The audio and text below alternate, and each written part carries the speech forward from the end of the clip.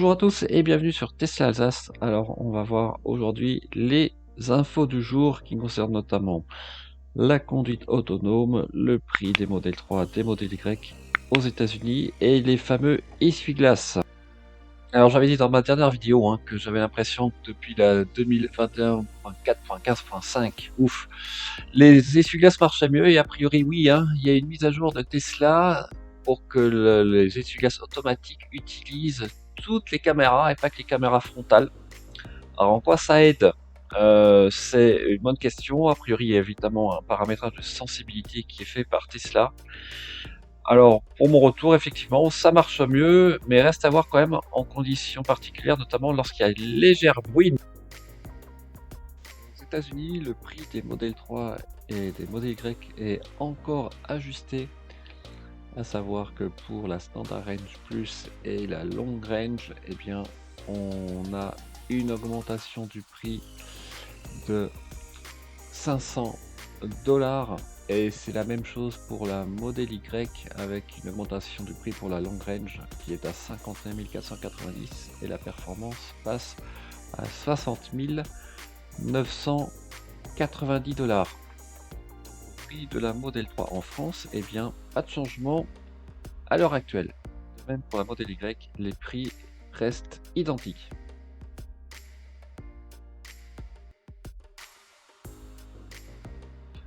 Alors je voulais aussi montrer cette photo de Grignon Lee avec la détection des objets, avec les Tesla. Et là, ce qui est intéressant, c'est que vous voyez qu'aux États-Unis, en tout cas, au niveau du stop, la voiture essaye de lire aussi l'information supplémentaire en dessous du stop. Ici, c'est All-Way.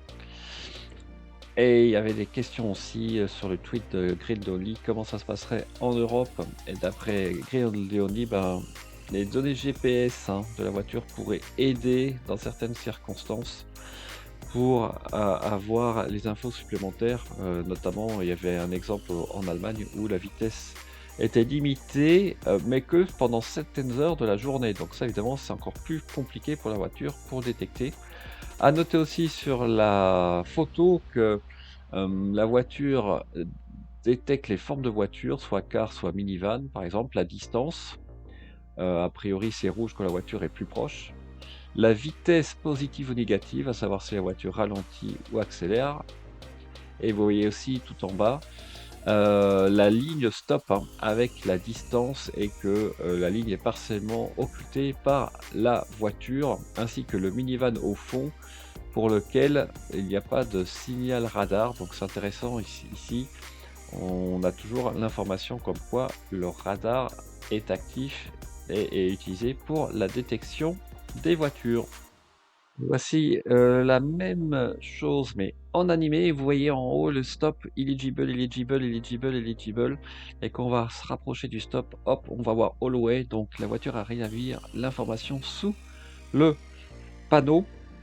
Autrement, on voit quand même en temps réel la détection des objets qui est assez impressionnante, très rapide. Dès qu'un objet apparaît, la voiture arrive à reconnaître si c'est une voiture, d'ailleurs, qu'elle soit garée ou pas, quelle que soit sa position latérale ou frontale ou on va dire dorsale, si je puis dire, avec la voiture qui est devant vous. Et là, vous voyez toutes les voitures garées aussi qui sont reconnues très rapidement. Le passage piéton qui est aussi reconnu, walk stop, et puis encore une voiture garée à droite. Donc d'après Greenzoni, plus de 100 objets pourraient être détectés en temps réel au moins, ce qui est assez remarquable, avec aussi la distance des différents panneaux en temps réel et des voitures, vitesse relative aussi. Donc on voit que le ciel quand même est assez perfectionné, mais comme j'ai déjà montré dans mon vidéo, en tout cas en Europe, il y a encore pas mal de choses à attendre pour passer au nouveau FSD et donc bénéficier de l'amélioration de la conduite autonome, si je puis dire, en Europe. On attend ça tous avec impatience, on espère cet été. Alors je voulais faire un point aussi, ça fait longtemps que je n'ai pas parlé de ma batterie, de ma consommation. Donc ça y est, les beaux jours entre guillemets sont un peu revenus en Alsace, hein, les températures ont enfin remonté. Et là, c'était juste pour vous montrer encore une fois, hein, l'importance de la température sur ma Model 3, hein, qui n'a pas de pompe à chaleur. Vous voyez que l'efficacité, le pourcentage d'efficacité de la voiture est autour de 80% jusqu'à 15 degrés, et que après, alors là on a un gap, hein, on monte à 86% de 15 à 20, voire autour de 90% au-dessous de 20 degrés. Donc là je peux dire, je vois une grosse différence, hein, sur des trajets assez longs. Par contre, la contrepartie, c'est comme j'ai pas beaucoup utilisé la voiture, hein, dû au confinement, vous voyez que j'avais une augmentation d'autonomie jusqu'à 480 km, et puis là, patatras entre guillemets, je redescends en dessous de 460 km d'autonomie. Je vois aussi avec ce cas de ma Tesla, où il me met que ma capacité de batterie est en dessous de 70 kWh, ce qui fait 67 kWh utilisables si on enlève le tampon, contre 74 au départ. Et là, vous pouvez bien voir, hein, sur le mois d'avril, par exemple, que j'ai quasiment pas utilisé la voiture, puisque vous voyez que ma charge reste quasiment toujours autour de 70. Voilà, à un moment, je suis descendu à 30, et puis après, j'ai rechargé. Mais voilà, donc évidemment, dans ces conditions, la batterie a beaucoup de mal à se recalibrer, puisque je n'ai pas des cycles de charge longs et variés.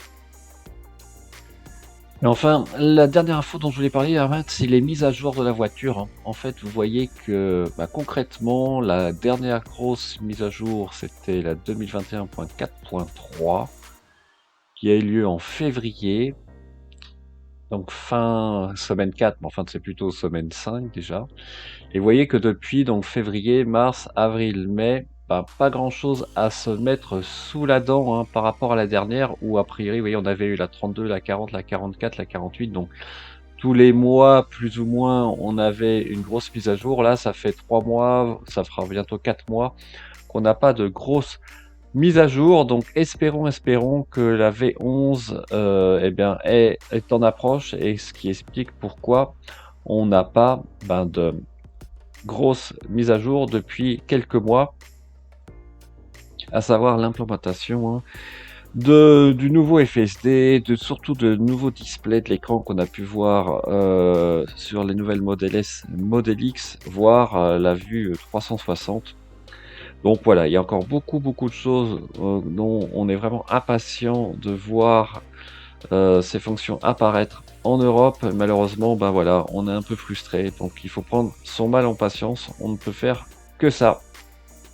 Sur ce, je vous souhaite un très bon week-end. N'hésitez pas à laisser des commentaires, des pouces bleus, utilisez mon lien de parrainage si le cœur vous en dit, et on se dit à très bientôt sur TC Alsace. Ciao.